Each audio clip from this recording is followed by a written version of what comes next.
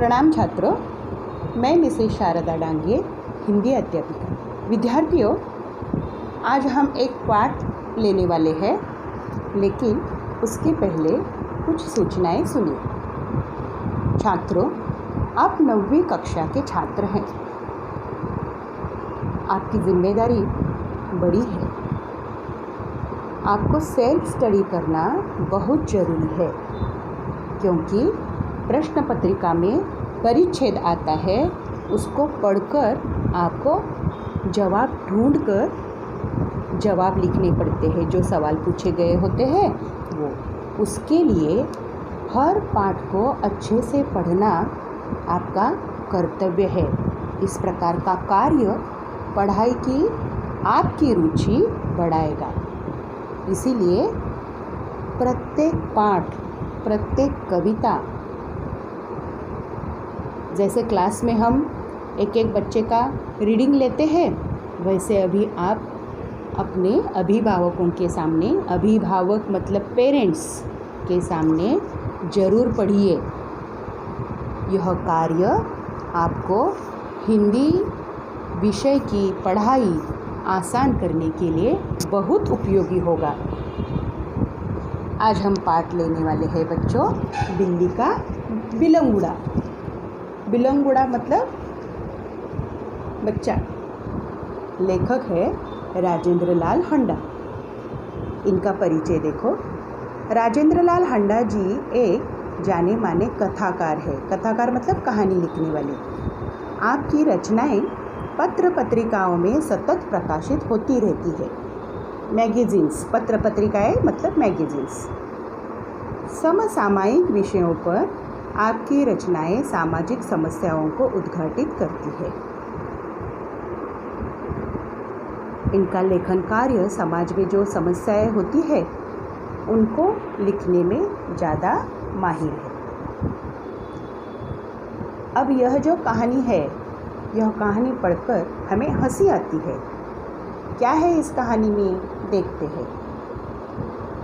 जीवन की किसी घटना का रोचक प्रवाही वर्णन कहानी होती है। इसमें किसी सत्य का उद्घाटन होता है। हास्य कहानी में इसे हल्के फुल्के हंसी के अंदाज में प्रस्तुत किया जाता है। प्रस्तुत पाठ लेखक हंडा जी ने इसमें हास्य के माध्यम से गलतफहमी के कारण उत्पन्न विशेष स्थितियों का वर्णन किया है। अब कौन सी गलतफहमी हुई है इस पाठ में, यह पाठ पूरा पढ़ने के बाद पता चलेगा।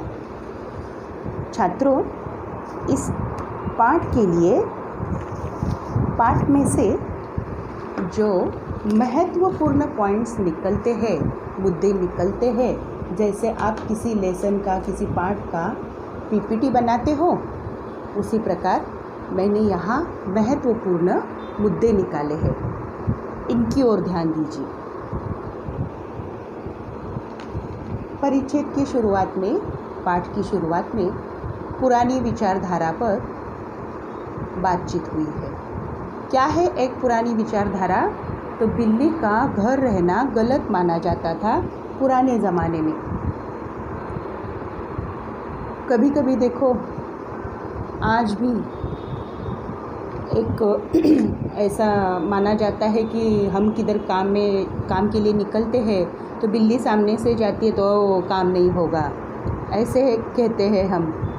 कभी उल्टा सोचा है इंसान ने, हम बिल्ली के सामने से जाएंगे तो बिल्ली का काम नहीं होगा? ऐसा भी सोचना चाहिए ना। ये सारी गलतफहमियां है। दूसरा मुद्दा देखिए। लेखक राजेंद्र लाल हंडा जी के घर में बहुत सारे चूहे हो गए थे, तो चूहे से बचाने का रास्ता एक ही है। कौन सा?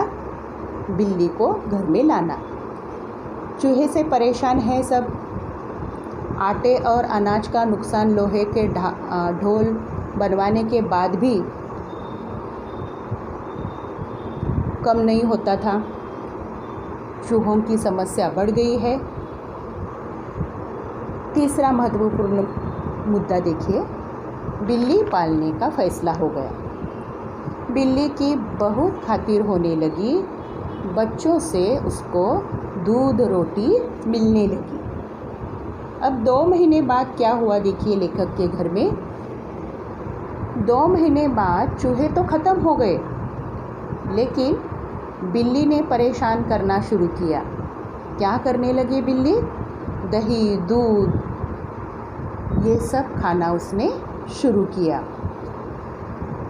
अब इन सारी बातों से लेखक के घर वाले परेशान हो गए थे। अब बिल्ली से छुटकारा पाने का लेखक ने सोचा था, और लेखक की मदद के लिए लेखक का नौकर है अमरू नाम का, वो आ गया। 5वां मुद्दा देखिए। बिल्ली से छुटकारा पाने के लिए लेखक ने नौकर ने उसे बोरी में बांधकर लिया।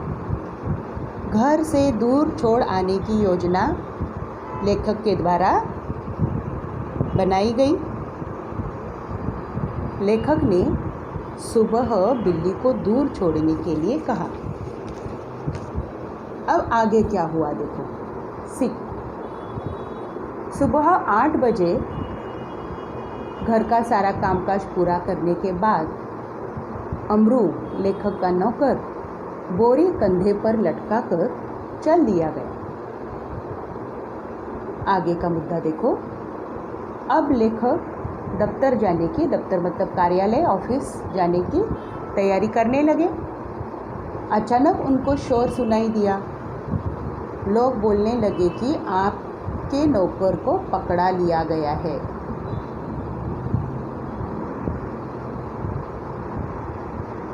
लेखक उसको देखने के लिए जा ही रहे थे, तब तक अमरू हंसते हंसते आ गया। अब यह क्या हो गया था? शोर क्यों हुआ था? यह अमरू हंसते हंसते क्यों आ रहा था? आगे सुनो। उन दिनों में दिल्ली में, ये सब कहानी दिल्ली की है, दिल्ली में बच्चों को पकड़ने वाली टोली घूम रही थी।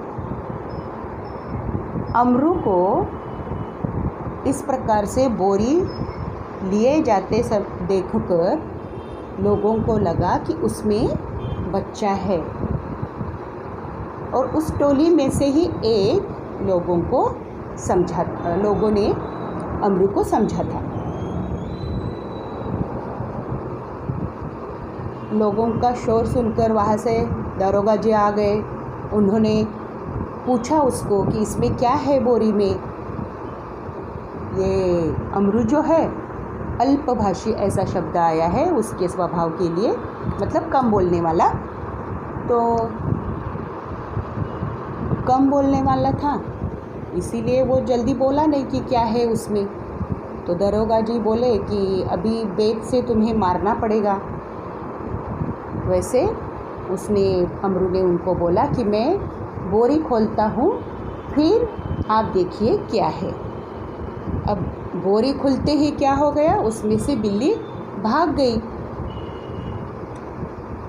थानेदार जी का मुँह देखने लायक हो गया, और इसी कारण अमरू हंसता हुआ घर वापस आ गया है। बच्चों, इस प्रकार से गलतफहमी की वजह से कभी कभी लोग कुछ भी देखे बिना शोर करते हैं। और लेखक ने पेज क्रमांक 5 पर ये दिल्ली में ऐसी बातें मुश्किल नहीं है ऐसा कहा है। करोल बाग में तो ये बहुत ही होता है कि लोगों को पता ही नहीं चलता कि किधर जाए और किधर आए, मतलब हम किसके बारे में क्या कर रहे हैं, किसके बारे में क्या नहीं करना चाहिए, लोगों को पता ही नहीं चलता। ऐसा बहुत पुराना, मतलब ऐसे होता है, कभी कभी गलतफहमी हो जाती है। वैसे ये अमरू को क्या कहा गया था,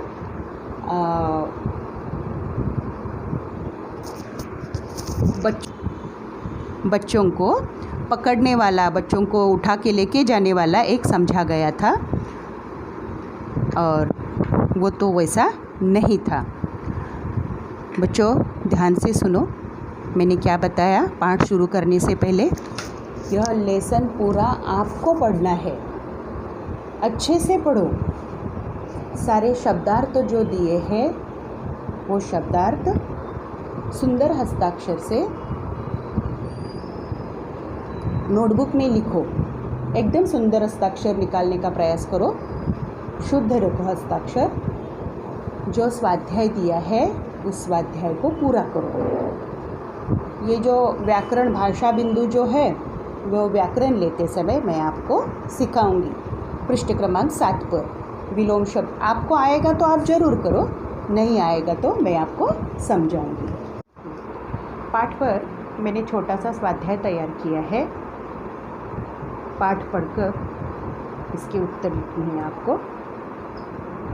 हमारा जो पेपर है, पेपर पैटर्न है, उसमें लेखन विभाग में राइटिंग स्किल में निबंध लेखन आता है और निबंध लेखन कुल मिला के 7 मार्क का होता है।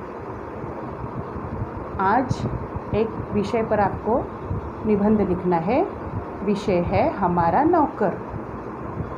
मैंने कुछ मुद्दे तैयार किए हैं इस विषय को लिखने के लिए। देखो, हमें नौकर रखने की ज़रूरत क्यों पड़ी? हमने घर में नौकर रखने का सोचा है, तो वह नौकर रखने की ज़रूरत हमें क्यों पड़ी? घर परिवार हमारा बड़ा है या हमारे पेरेंट्स, अभिभावक काम के लिए बाहर जाते हैं, ये। उसके बाद दूसरा मुद्दा, नौकर का परिचय तथा उसका घर में प्रवेश। इसमें क्या लिखना है विस्तारित रूप में? कहाँ से नौकर मिला आपको और वह घर में उसका पहले दिन उसका कैसे प्रवेश हुआ, यह लिखना है विस्तारित रूप में। अब नौकर के काम के बारे में लिखना है। तीसरा मुद्दा है अपने काम में व्यस्त, सदा हंसमुख, यह लिखना है। अब नौकर का खुद का भी परिवार है। अपने परिवार के प्रति वह किस प्रकार प्रेम प्रकट करता है, व्यवहार कैसा है उसका अपने परिवार वालों के साथ, यह लिखना है। और 5वां मुद्दा है आपका नौकर बहुत अच्छा है और आपको ऐसा लगता है नौकर हो तो ऐसा।